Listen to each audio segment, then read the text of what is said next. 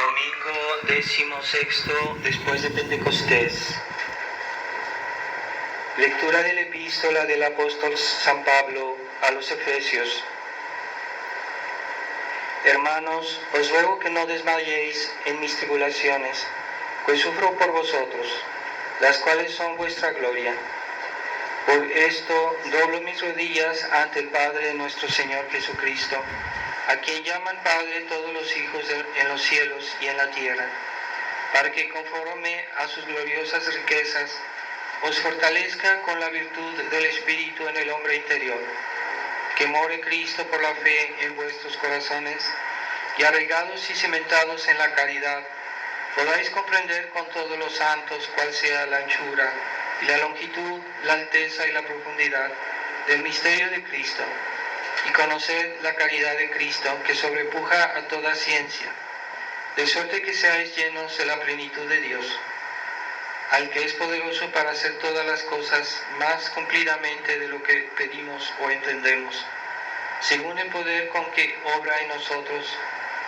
A Él sea la gloria en la Iglesia y en Cristo Jesús por todas las generaciones de todos los siglos. Amén.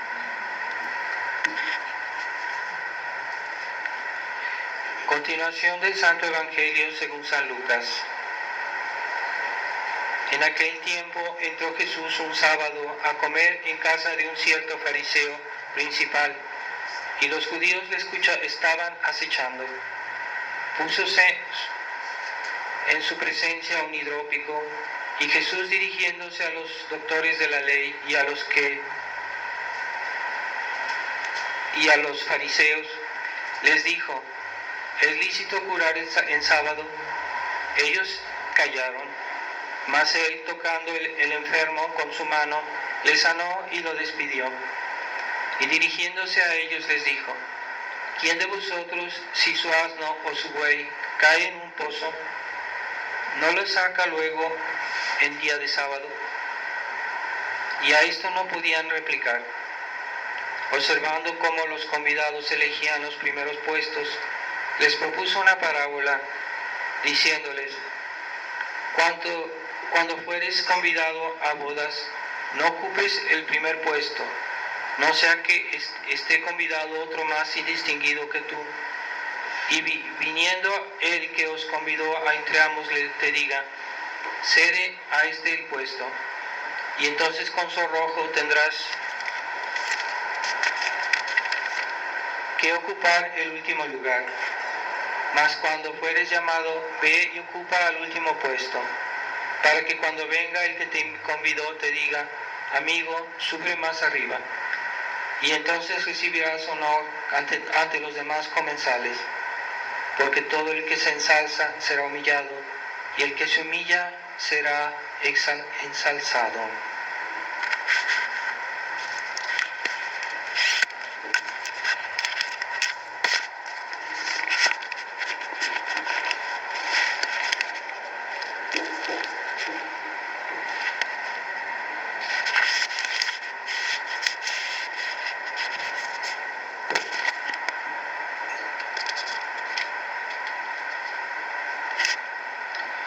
En el nombre del Padre, del Hijo y del Espíritu Santo. Amén. Ave María Purísima. Estimados hermanos, hemos oído el Santo Evangelio, como nuestro Señor pone en vergüenza a estos fariseos que siempre estaban juzgando todo lo que él hacía para juzgarlo mal, ¿verdad? Entonces, ese espíritu crítico viene de la soberbia, ¿no? De la soberbia de querer creer que comprendían todo. Pero nuestro Señor pues era Dios. Entonces, Él sabía lo que decía. Y entonces les demostró que el sábado sí, o sea, el día... En aquel tiempo era el sábado, el día que se santificaba en la semana. Hoy es el domingo, ¿verdad? Es el día de se santifica, y es verdad que no se debe trabajar el domingo, pero a veces por una razón de caridad se puede justificar que nosotros hagamos alguna obra, un trabajo el domingo, o por ejemplo para ayudar a un enfermo, para ayudar a una persona, o para ayudar a una obra de caridad, se puede trabajar el domingo.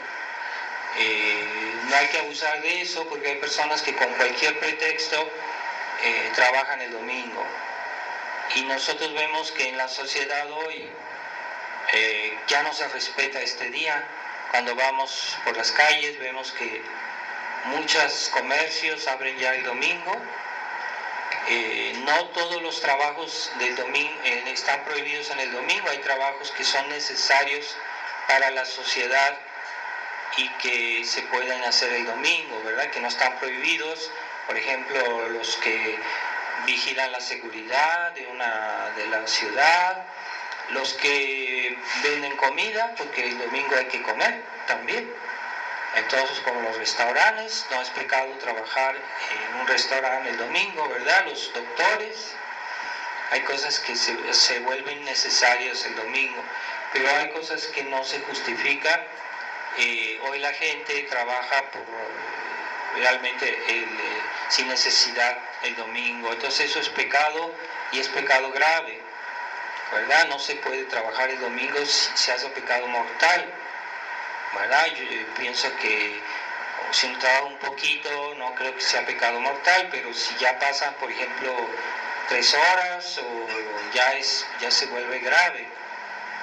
Entonces, en las casas, pues también hay personas que no tienen cuidado, ¿verdad? Normalmente el quehacer, el trabajo de la casa, es mejor hacerlo en semana. Y el domingo, pues lo que es necesario nada más, por ejemplo, la cocina de la comida o lavar los trastes, eso es necesario, pero ya el aseo general de la casa, la limpieza, se debe hacer en semana, a menos que haya realmente una imposibilidad, ¿verdad? Dios es muy comprensivo con nosotros, entonces si hay realmente mucha necesidad se puede trabajar el domingo por una cosa.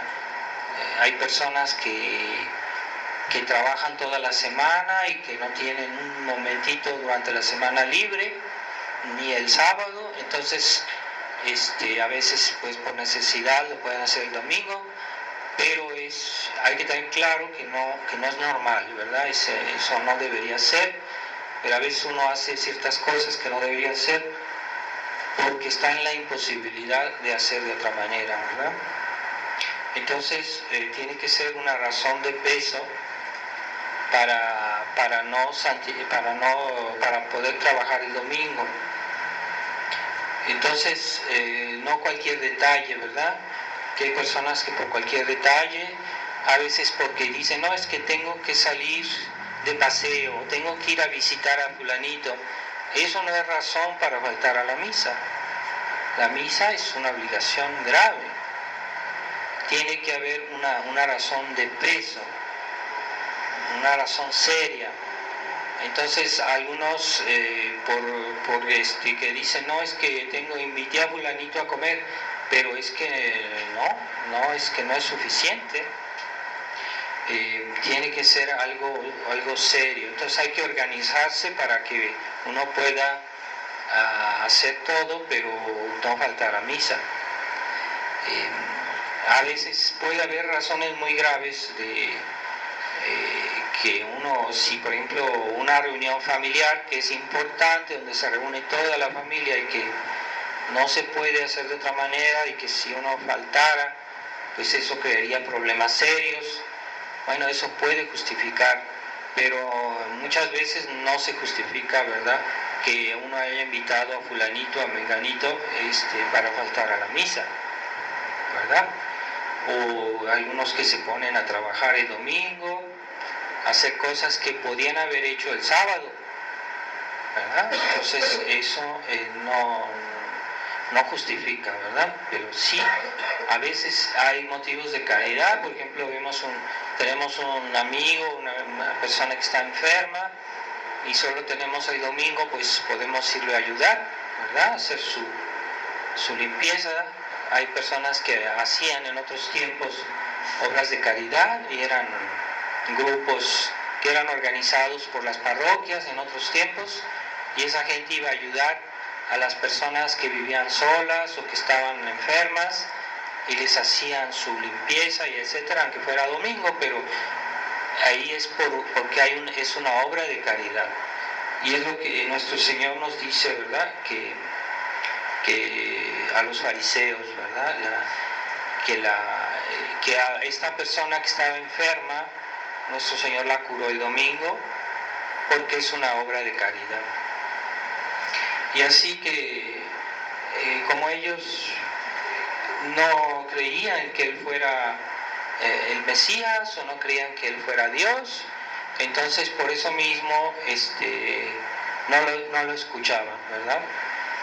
Y esa fe que necesitamos todos para acceder a las riquezas de Dios es esa fe que es el punto fundamental de la vida cristiana, es el inicio de la justificación, porque incluso los que son pecadores, para convertirse primero tienen que hacer un acto de fe. Entonces nada es posible en la iglesia, nada es posible en la vida cristiana si no hay la fe, ¿verdad? La fe es la adhesión de nuestra mente, de nuestra convicción a Dios, a la palabra de Dios, a la enseñanza de Dios. Eso es la fe. No es un sentimiento vago, un sentimiento de fervor, de devoción. Eso es otra cosa, eso es después. Eso se debería llamar devoción, pero no es fe. Y hoy la gente dice, no, es que está una persona que está rezando con mucha devoción, dice, no, es que está rezando con mucha fe. No, está rezando con devoción. Es la fe, la convicción que ella tiene de las verdades que está invocando, a Dios que está invocando, y esa convicción es su fe, ¿verdad? Yo estoy convencido que Dios existe, yo estoy convencido de que en las verdades del credo, yo estoy absolutamente seguro de que eso es la verdad, eso es fe, ¿verdad? Es una convicción, la fe no. Entonces nos han saboteado el concepto de la fe los modernistas, y que han hecho de eso un sentimiento religioso, es decir, una devoción, una especial, incluso una especie de entusiasmo que no es la fe. Eso no es la fe. Está bien ser entusiasta, está bien tener devoción, pero si no están inspiradas en la fe, en una convicción profunda de lo que es Dios y de cómo es nuestra religión, las verdades de nuestra religión, entonces es una devoción que va a caer en el carismatismo, que se va a desviar o que va a cometer errores y que va a tomar lo bueno por lo malo como bueno y lo bueno como malo, y va a hacer errores en la vida. Por eso la Iglesia siempre ha sido muy exigente en la práctica de la fe. Y en otros tiempos no se permitía, por ejemplo, a cualquier persona difundir sus ideas sobre la religión si no tenía el permiso de la autoridad eclesiástica. Por eso los libros, antes no se podía escribir un libro sobre temas religiosos o una oración, no se podía imprimir en papel o difundir si no tenía el permiso de la iglesia, el imprimatur. ¿Por qué? Porque todo lo que está escrito son conceptos, son enseñanzas, y toca la fe, que normalmente y necesariamente toca cuestiones de fe. Por eso era necesario que hubiera el permiso de la iglesia, y la iglesia tiene siempre la misión de la enseñanza, ¿verdad? es la misión de la iglesia, la enseñanza, transmitir la verdad de Dios y conformar las verdades humanas, conformarlas a la verdad de la fe.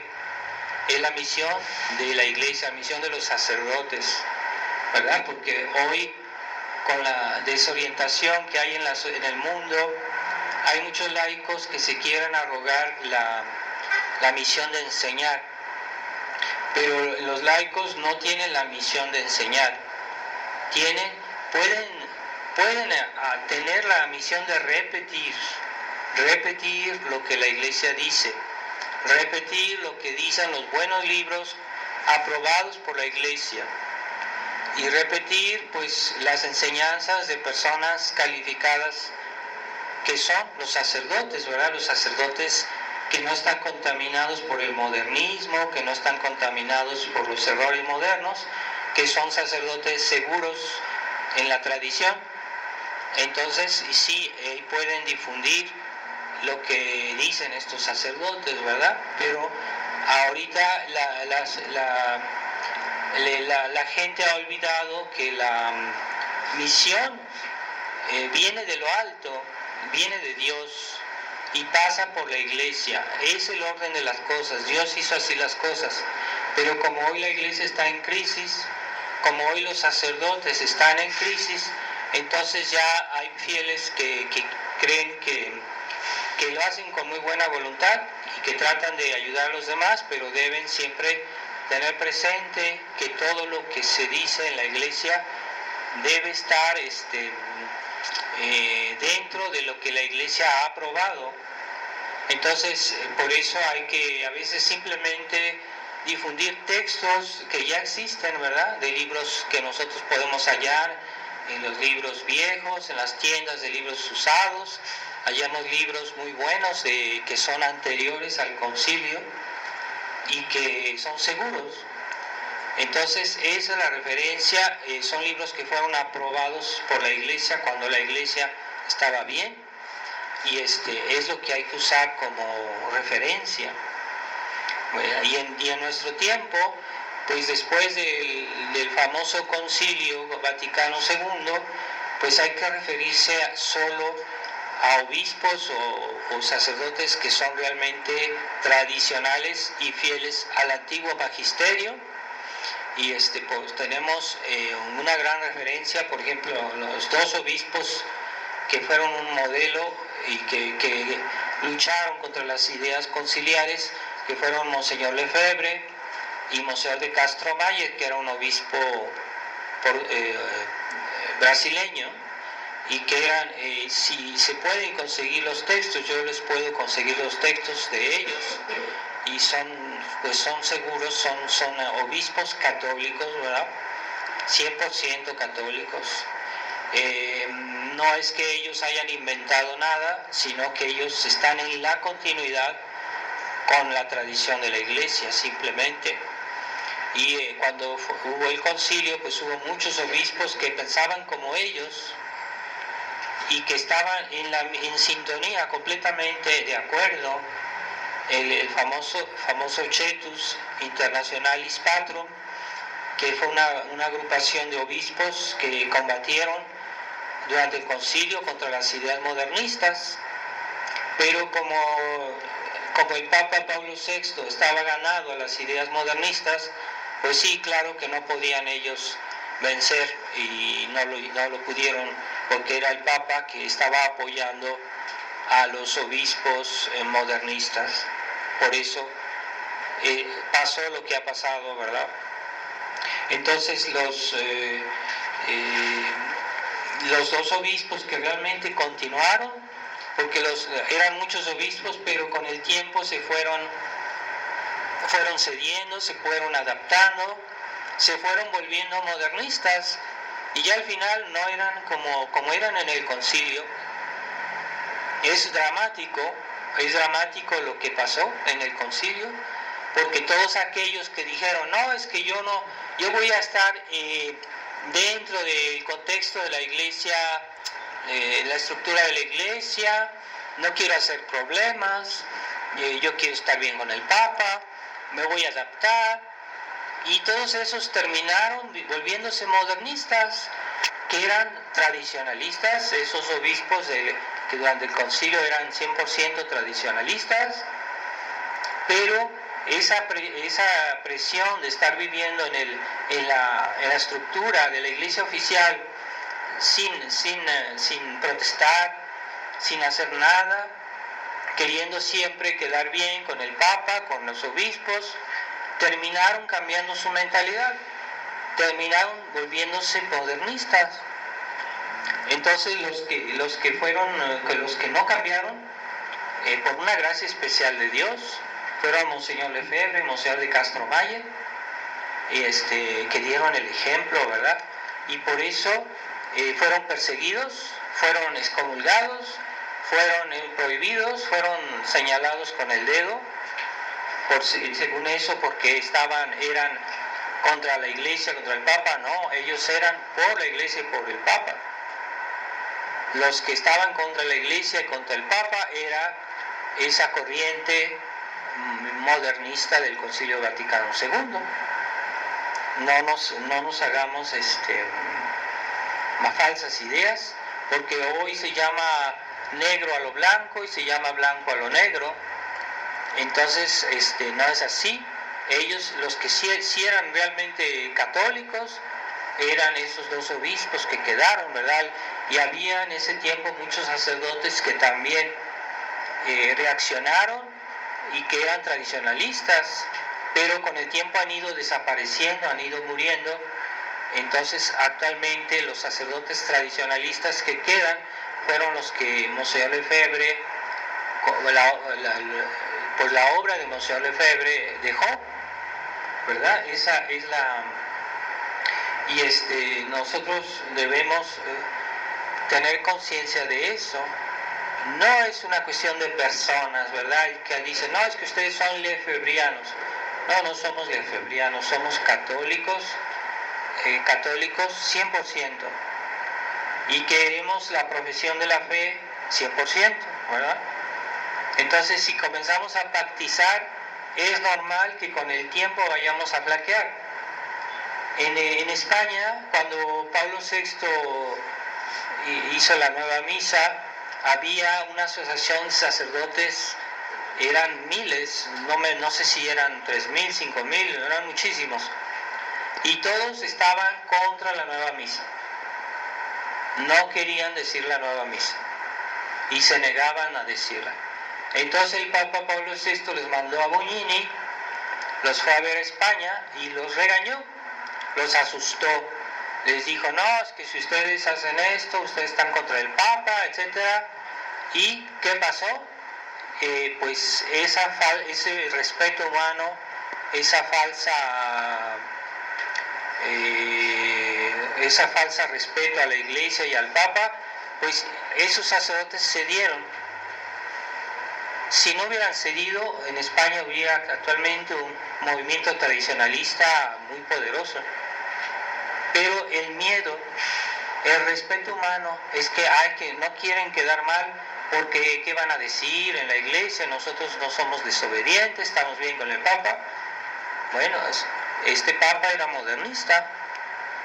Entonces todos sus sacerdotes comenzaron a decir la nueva misa y poco a poco se hicieron modernistas. ¿Qué queda de eso? Pues casi nada. Hoy día, ¿qué queda de todos esos sacerdotes o de todos esos obispos que estaban durante el concilio, que eran como 300 obispos? ¿Qué quedó de todo eso? Es el hecho de estar dentro de la estructura de la iglesia moderna y no criticar y estar ahí pasivamente y obedecer. Y entonces poco a poco el que no resiste se vuelve modernista. El que acepta de colaborar con los que están destruyendo la iglesia, poco a poco se hace modernista.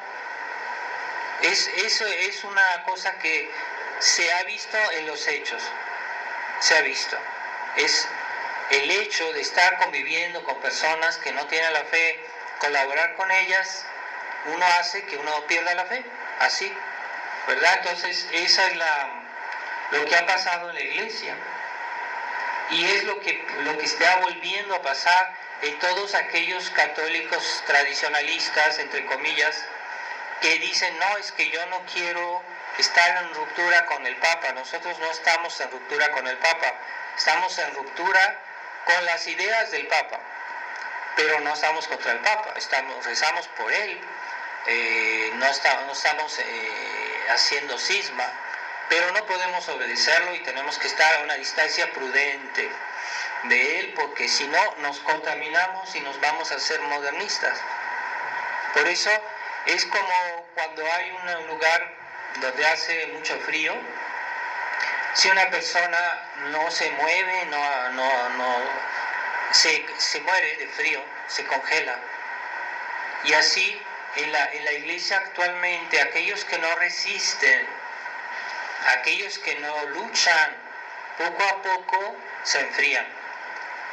Porque es como estar en un río, si uno no va contra corriente hay que nadar fuerte. Y si uno no nada, pues la corriente se lo lleva.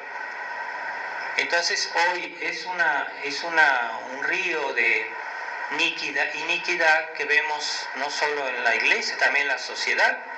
Y aquellos que no nadan a contracorriente, poco a poco se adquieren ese espíritu, esa mentalidad, y se van adaptando al gusto del mundo, a la manera de pensar de la gente de hoy, y se hacen modernistas, o se hacen ateos, o se hacen materialistas, se hacen naturalistas. Es muy fácil simplemente no hacer nada, ¿verdad? Y la corriente nos lleva. Entonces es necesario tener la fortaleza de decir no. Es necesario hacer actos exteriores, no puramente interiores, no, exteriores, que van contra corriente. Por eso nosotros estamos aquí diciendo la misa. Yo soy el que digo la misa, ustedes asisten, pero yo estoy diciendo la misa aquí porque justamente estamos contra corriente.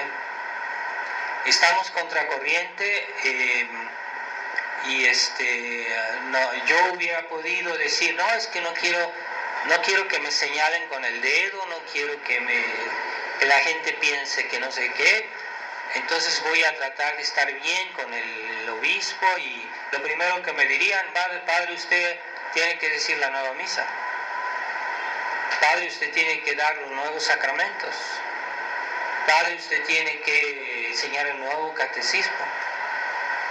Esas son las condiciones. Y eso, entonces yo estaría contribuyendo a la destrucción de la iglesia, porque todo eso es destrucción de la iglesia, ¿verdad? Y por eso Monseñor se negó a obedecer no a la iglesia católica, sino a la iglesia conciliar, que no es lo mismo. Es el gran error de Monseñor Felé, que no logra distinguir la diferencia entre la iglesia conciliar, que esa nació, es nueva. Antes nunca existió una iglesia conciliar, nunca existió, eso es nuevo. Entonces la iglesia conciliar comenzó con el concilio, es otra cosa nueva, con una nueva doctrina, nuevos sacramentos, nueva misa, es todo nuevo, es una nueva religión que está en ruptura con la verdadera religión católica, pero que quiere tener el título, decir que nosotros somos la iglesia católica. No es cierto, no es verdad, no son la iglesia católica. Están ocupando los puestos de la iglesia católica, están usurpando. Por eso que se puede hablar como un eclipse de la iglesia conciliar está eclipsando la iglesia católica.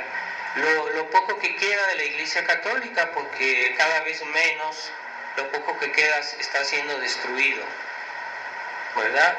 Entonces hay muchos católicos que están en la iglesia conciliar y que sinceramente creen que eso es la iglesia católica, pero no. Entonces, lo que queda de la Iglesia Católica pues son los cargos de la estructura, de los cargos de los hombres de iglesia, pues esos pertenecerían normalmente a la Iglesia Católica, pero están siendo usurpados. Entonces, los católicos que no saben, pues están ahí y están expuestos a que poco a poco les cambien su mentalidad, les cambien su fe por una otra fe que no es la fe católica, es la fe protestante. Ya muchos católicos hablan como protestantes y creen que son católicos y dicen cosas, barbaridades, que son completamente protestantes, son herejías. Y ellos creen que eso es católico porque también los padres modernos se los enseñan. La nueva misa ha hecho que los católicos evolucionen sin darse cuenta en la mentalidad protestante, porque la nueva misa, la liturgia, la misa es como una pedagogía y que entra por los hechos, por la manera de rezar, por la manera de reverenciar a Dios, que finalmente hace perder la fe porque no son ceremonias católicas, son protestantes. No todo, pero muchas cosas que hay en la nueva misa vienen de la misa de Lutero, vienen de la misa protestante. El altar en forma de mesa es protestante, no es católico. Eso nunca existió en la iglesia, un altar en forma de mesa, nunca existió. Y hay otras cosas, ¿verdad? Quitar la cruz del altar, quitar el ara, donde están las reliquias de los mártires. ¿Por qué los mártires? Porque están en unión con la pasión de Cristo. Pero como para los protestantes la misa no es un sacrificio, entonces no tiene sentido. Entonces ya la misa es una cena. No, la misa es un sacrificio de Cristo que se renueva. Ahí está la diferencia entre la misa católica y la cena protestante. Ahí está el punto clave, es que la misa católica es un sacrificio. Es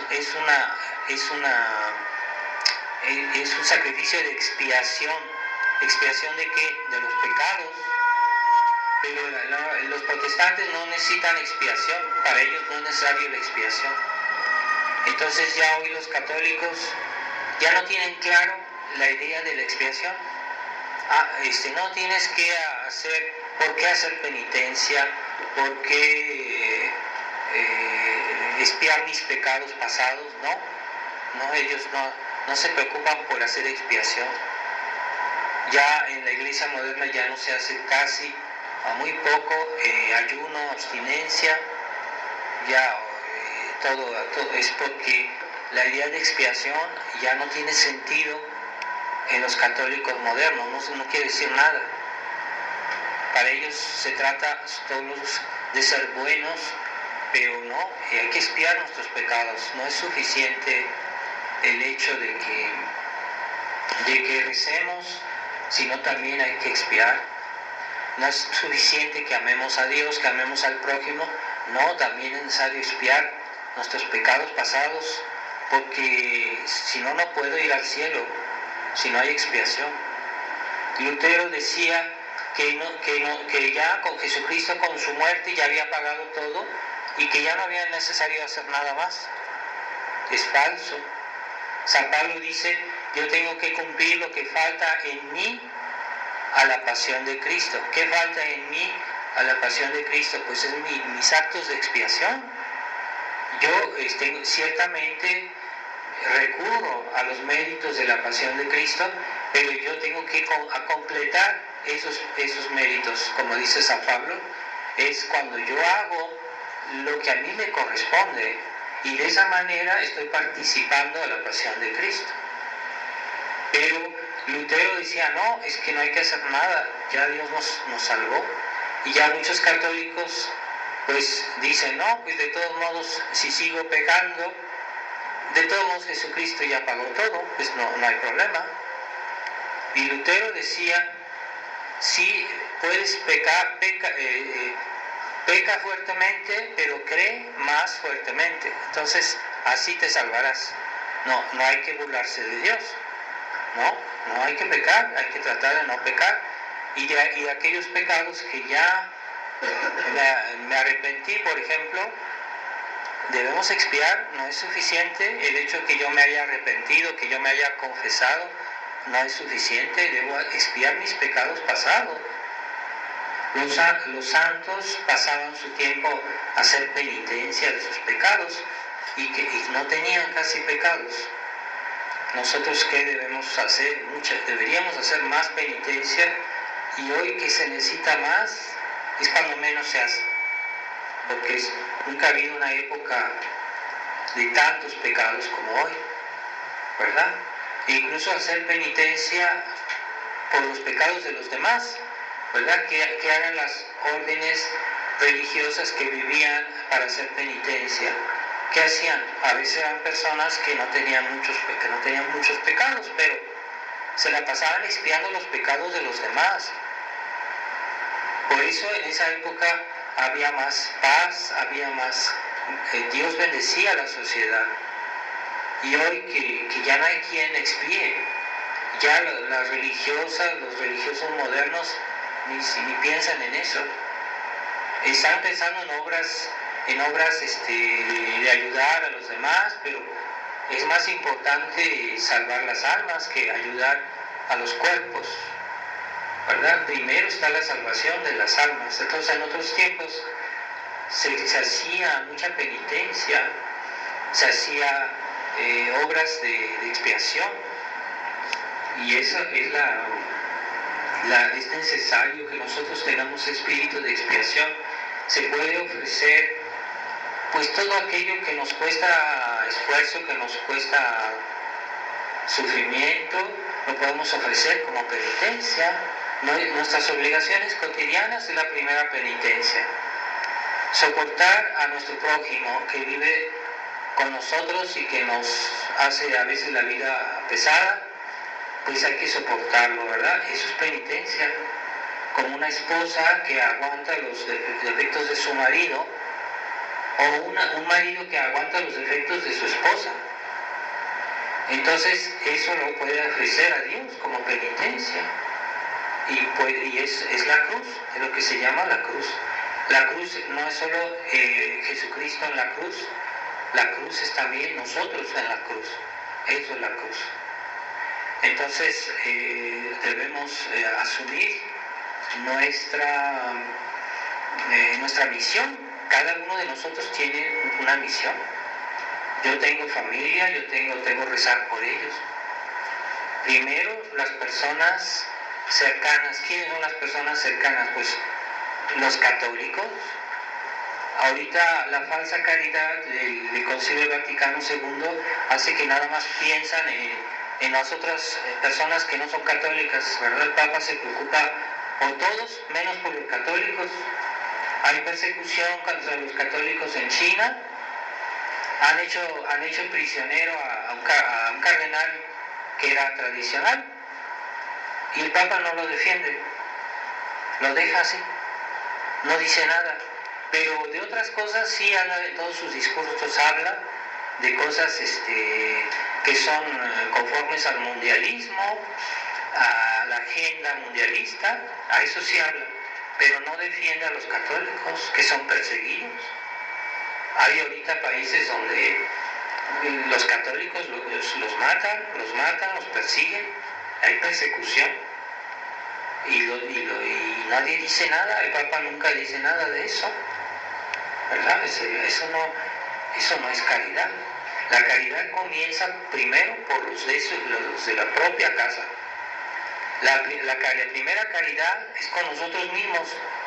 Una persona que vive en pecado y que no se cuida su alma, entonces ¿cómo va a practicar la caridad con los demás? Si él mismo no practica la caridad consigo mismo.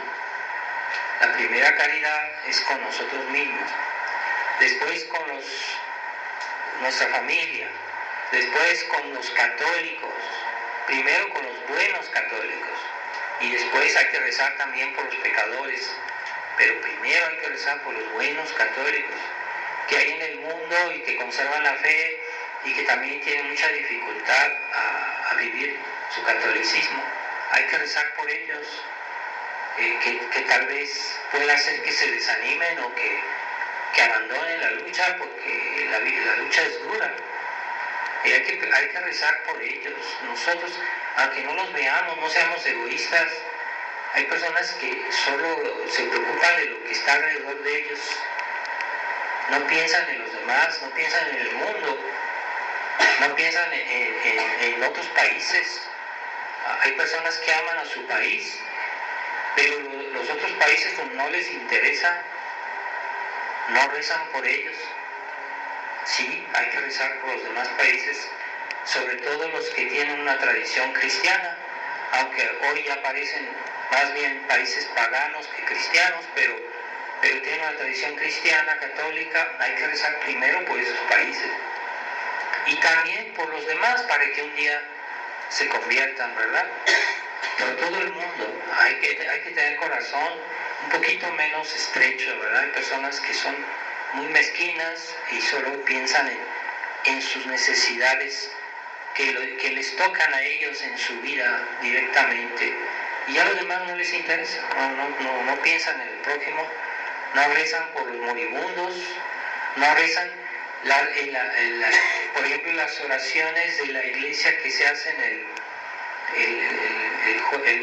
Viernes Santo, se reza por varias intenciones. Hay las oraciones solemnes y ahí se ve el orden que la iglesia tiene en sus intenciones. Primero reza por la jerarquía católica, primero por los sacerdotes, antes que todo hay que rezar. Después por los fieles, después por los que están más cerca, por decirlo así, de nosotros, ¿verdad? Los pecadores que son católicos pero que son malos católicos, y así, y vamos rezando incluso por las gentes de otras religiones. Hay que rezar por ellos para que Dios se apiade de sus almas, y así Jesucristo, hay que tener en cuenta que Jesucristo murió por todos, aunque sus méritos no se aplicarán a todos, porque no todos son dóciles a la fe y a la gracia. Entonces, no todos se salvarán, como dicen los hoy, que Dios es tan bueno que no hay gente en el infierno. No es verdad. Si el infierno está lleno, y hay muchos santos que dan ese testimonio, y los niños de Fátima decían que las almas caen al infierno como los copos de nieve, o sea, en cantidad enorme. Y eso lo decía también Santa Teresa de Ávila, que ella vio que caían al infierno las almas como si fueran copos de nieve. Entonces es tremendo todo eso. Nosotros podemos salvar almas. El problema es que a veces tenemos sentimientos demasiado humanos y queremos ver y queremos sentir, y a veces no sabemos el fruto, el efecto de nuestras oraciones, no lo sabemos. Eso lo sabremos el día de nuestra muerte. Y si hay almas que se han salvado por nuestras oraciones, no lo sabremos que hasta el día de nuestra muerte. Pero por eso hay que tener fe. Entonces hay que rezar todos los días. No olvidemos rezar por los que viajan, por los que están en prisión, ¿verdad? Si vemos las obras de misericordia, son todas intenciones de oración, ¿verdad? Rezar por los moribundos, rezar por todos los que tienen alguna necesidad, por las personas que están lejos de Dios, que están lejos de la iglesia, rezar por los niños que son presa de tantas cosas malas que hay hoy y que se desvían, que se echan a perder. Rezar por la inocencia de los niños para que Dios los preserve, que la Virgen los proteja, y todas esas intenciones. A veces podemos rezar, si no tenemos mucho tiempo, podemos rezar por esas intenciones de una manera general y decir, bueno, Dios mío, yo te pido por todo eso, ¿verdad? Y te ofrendo.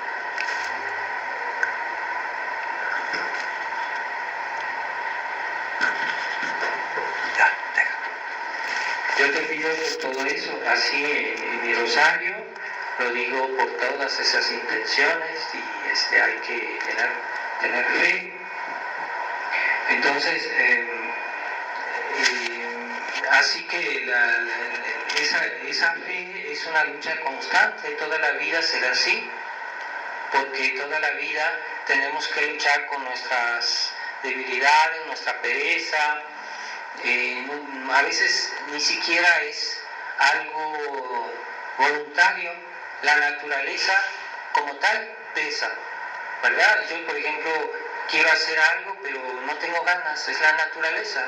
No es que yo sea malo, no es que yo quiera, pero hay que luchar, ¿verdad? Hay que sacudirse el polvo y hacer algo, ¿verdad? Entonces hay personas que son muy buenas, pero que están esperando que Dios haga todo, pero Dios no hace todo.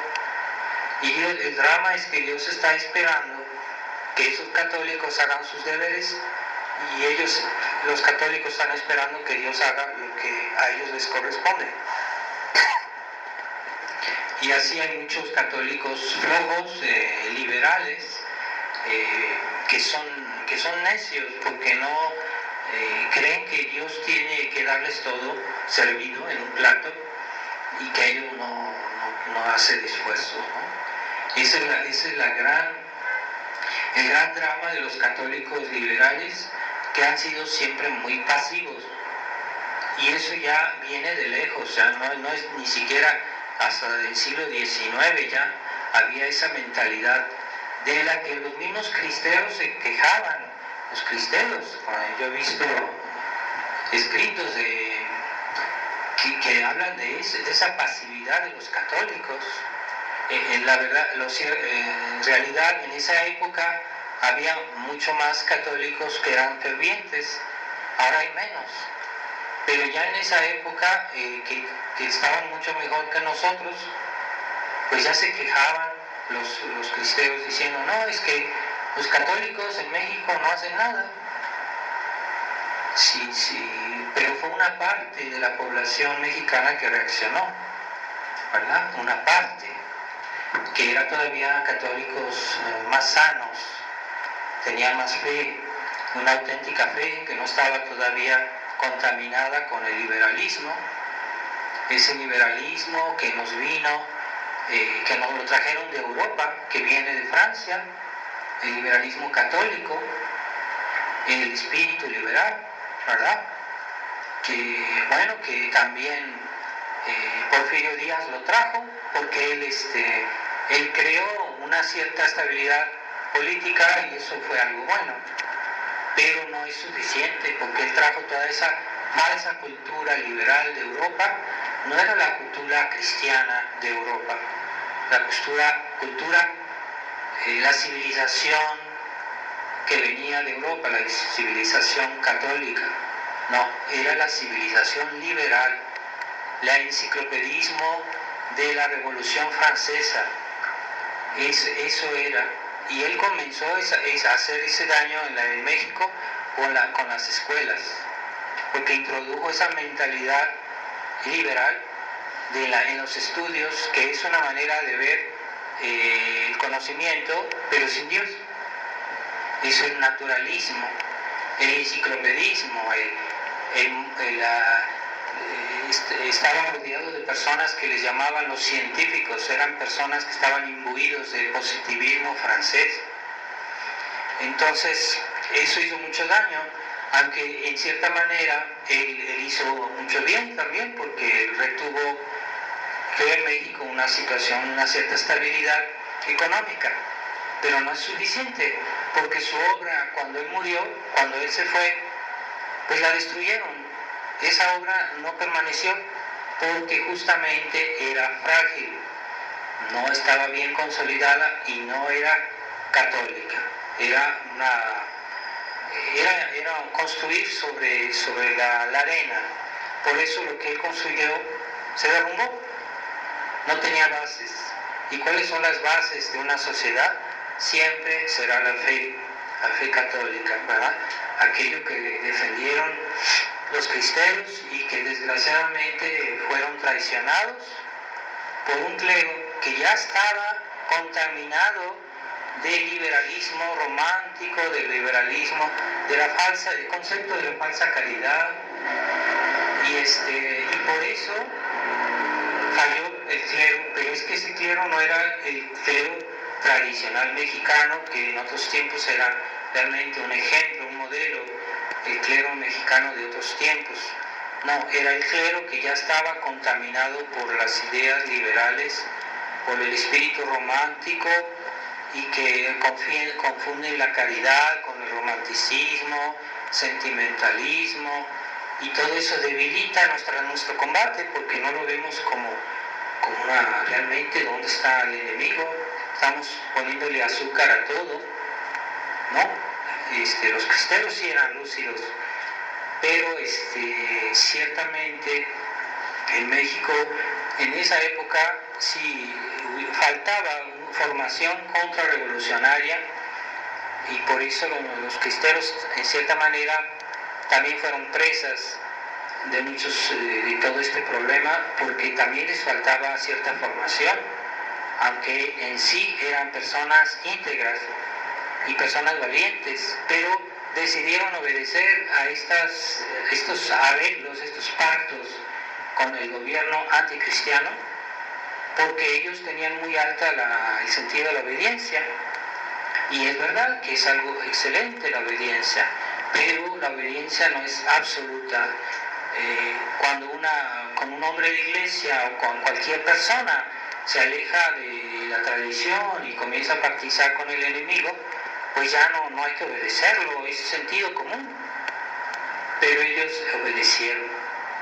Entonces lo hicieron con los mejores sentimientos, con la mejor piedad, pero ya algo les faltó, porque si no entendieron que ya ese liberalismo ya había llegado incluso al clero mismo, ya había llegado esa mentalidad liberal. Entonces hoy es muy importante que nosotros tengamos bien claros en nuestra mente que no debemos tener ese espíritu liberal, y hay que tratar de sanar nuestra alma de ese espíritu liberal, porque todos de alguna manera estamos contaminados de eso.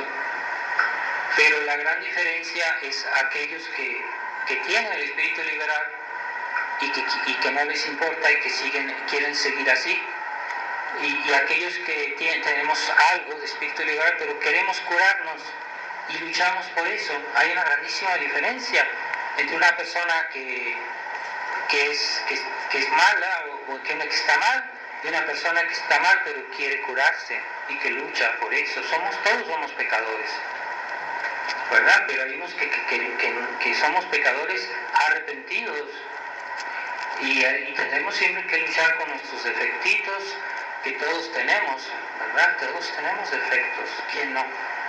Entonces ahí está la lucha constante de esta vida, que es siempre hay que reaccionar constantemente, porque mientras estemos aquí en la vida habrá siempre que luchar, siempre habrá que remar contra corriente, y algunos se cansan porque la lucha es larga, continúa, dura mucho tiempo, y dicen a momento dado, es que no, ya, ¿cómo vamos a ir siempre contra todo lo que piensan todos nuestros contemporáneos? El complejo, el respeto humano, ¿verdad? Y entonces comienzan a adaptarse a la gente moderna, comienzan a adaptarse a la iglesia moderna y empiezan a ceder y se van haciendo liberales, y por ahí comienza a ser modernistas incluso, ¿verdad? Ese es el gran error de Monseñor Felé, que ha traído a la fraternidad San Pío X a debilitarla, primero diciendo simplemente cosas muy sencillas, o sea, no exageren, no es tan grave, no es tan así, y esos detallitos han debilitado mucho los católicos de la fraternidad, que antes eran antiliberales y ahorita son especie de gelatinas que siguen todo lo que les dicen. Entonces es muy triste, pero no era el espíritu de Monseñor Lefebvre.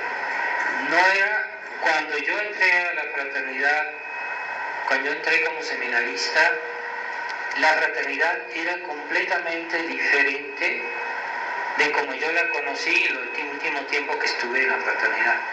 Ya no había el mismo espíritu, ya no había espíritu de combate, de lucha, ya había, ya había otro espíritu, no era igual, no era lo mismo.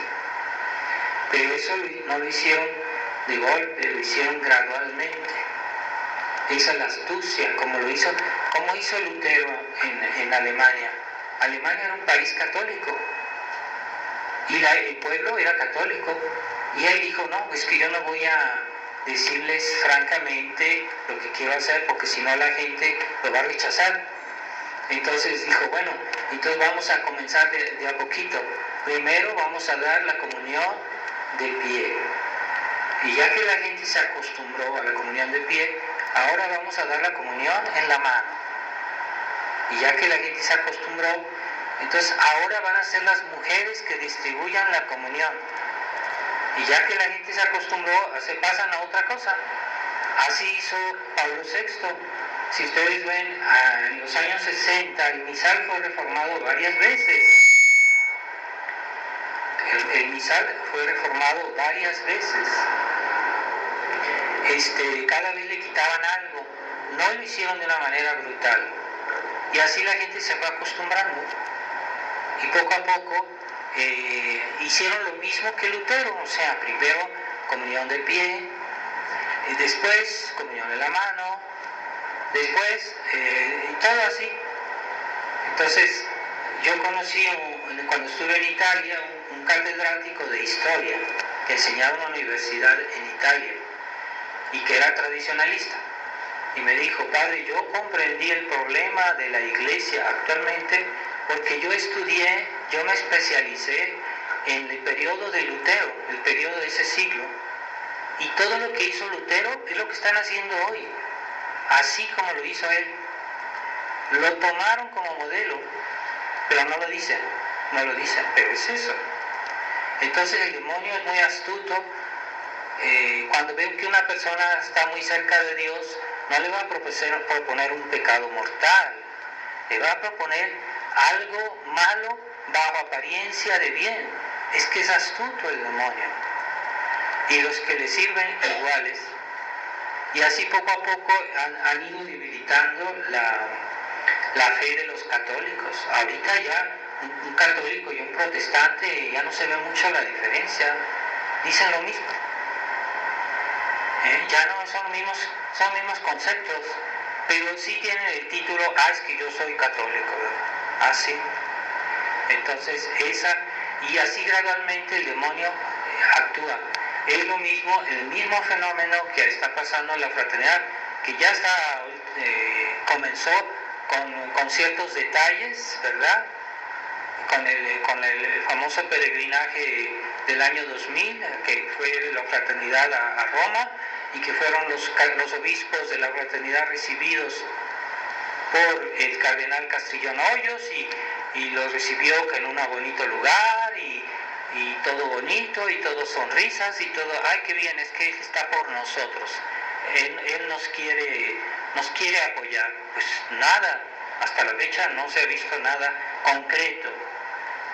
Lo único que han logrado es que la fraternidad acepte muchas cosas, pero ellos no han cambiado en un pelo, siguen siendo iguales. La iglesia conciliar no ha cambiado, no se ha convertido con esa ilusión ingenua de Monseñor Felé, que él creía que por su carisma personal iba a arrasar dentro de la iglesia oficial, y que lo iban a seguir, lo que iban a escuchar. Le estaban dando a tole con el dedo, como decimos en México, ¿no? Le estaban dando a tole con el dedo, y se lo han llevado poco a poco, y los que han cedido realmente con hechos es la fraternidad.